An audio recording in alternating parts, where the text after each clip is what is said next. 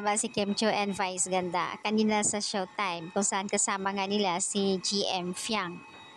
Doon sa segment na iyon, yung bang may pagkabanggit si Kim Chiu na anyong sayo, ganun din ba sayo? Ayon kay Vice Ganda. Samantala na notice nga ni Kim Chiu kung saan ay nagbubulungan nga ang dalawa si GM Fiang. At reaction naman ni Vice Ganda sa sinabi ni Kim na ganun din ba sa'yo, si Paolo Avellino, yung parang may sariling mundo na nagbubulungan.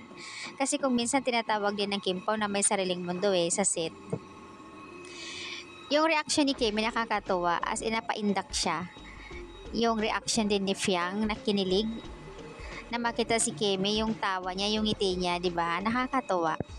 And kanina nga lang, welcome back sa Showtime si Kim Chiu after mag-tour sa ibang bansa. At sa isang segment kanina kung saan ay na-prank naman si Kim ni Chang. Pero nakakatuwa lang, in fairness naman din, na kahit ano pa yung something pang asar or pag-prank nila kay Kim, game na game si Kim Chiu, walang kaarte-arte. I mean, hindi siya yung tipong napipikon, lumalaban. Game nga siya sa lahat. Yun yung kagandahan sa kanya. Very bubbly, clingy talaga si Kim sa Showtime. Buhay na buhay, kumbaga, pag nandoon talaga siya. Ayan.